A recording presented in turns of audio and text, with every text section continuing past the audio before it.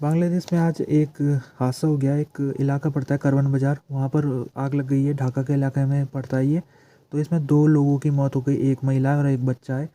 ये जो आग है लगभग ये 2 बजे लगी थी रात के समय।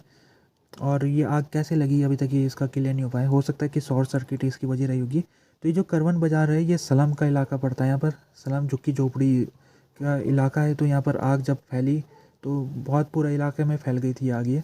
तो जो फायर ब्रिगेड है उसको बुलाया गया और फायर ब्रिगेड ने लगभग 2 घंटे बाद इस आग को बुझा दिया गया है।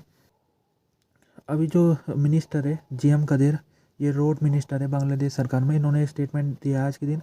इन्होंने कहा कि जो प्राइम मिनिस्टर है बांग्लादेश की वो सैंक्शन से नहीं डरती है। अभी कुछ दिनों से बात चल रही है सैंक्शन की। सैंक्शन वजह ये है कि इस समय इलेक्शन हुए थे कुछ दिन पहले। 7 जनवरी का जो इलेक्शन था बांग्लादेश में, उसमें शेख हसीना को जीत हो गई थी। लेकिन वो इलेक्शन डमी इलेक्शन हुए थे, उसमें अपोजिशन पार्टी ने उसका बाइकआउट कर रखा था। तो शेख हसीना को जीतने का कोई उनका मतलब कोई सवाल तो उनमें उठता नहीं था, उनका जीतना पक्का था। लेकिन इलेक्शन का जो टर्न आउट था वो भी बहुत निराशाजनक रहा है। लगभग अपोजिशन पार्टीज़ के लोग कह रहे हैं कि केवल 25 से लेकर 27% लोगों ने ही इलेक्शन में मतदान किया था। साथ में जो अपोजिशन पार्टीज़ है उन्होंने बाइकआउट किया था, और बाइकआउट करने के साथ साथ उन्होंने विदेशी देशों से अपील की थी कि जो बांग्लादेश की इस समय गवर्नमेंट है उसके ऊपर दबाव बनाया जाए, ताकि जो बांग्लादेश की गवर्नमेंट है वो अपना कोर्स करेक्शन कर सके।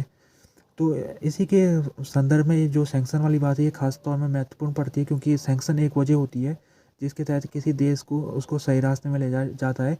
तो अमेरिका ने कुछ महीने पहले बांग्लादेश रैपिड एक्शन बटालियन के कुछ मेंबरों के ऊपर सैंक्शन लगाए थे। तो अमेरिका ने चेतावनी भी दी थी कि अगर जनवरी 7 का इलेक्शन अगर सही तरीके से नहीं हुआ, फ्री और फेयर इलेक्शन नहीं हुआ, तो अमेरिका सरकार और लोगों के ऊपर भी सैंक्शन लगाएगी। तो उसी के परिप्रेक्ष्य में आज ये स्टेटमेंट आया जीएम कदीर का। उन्होंने कहा है हम डरते नहीं है सैंक्शन से, जिसको सैंक्शन लगाना है लगा ले, हम डरने वाले नहीं हैं। उन्होंने कहा है कि ये बीएनपी की साजिश है। बीएनपी जो कि अपोजिशन पार्टी है, बीएनपी फॉरेन पावर के साथ मिलके हमको बदनाम करने की कोशिश कर रही है, हमारे देश के ऊपर सैंक्शन लगाने की कोशिश कर रही है। ये उनका स्टेटमेंट है। जबकि जो बीएनपी के एक जनरल सेक्रेटरी है रिजवी, उनका भी स्टेटमेंट आज आया। उन्होंने कहा कि जो इस समय प्राइम मिनिस्टर है शेख हसीना, वो बांग्लादेश को एक अंधेरे की तरफ ले जा रही है। उन्होंने पूरे बांग्लादेश को इस समय अपनी मुट्ठी में कैद कर रखा है।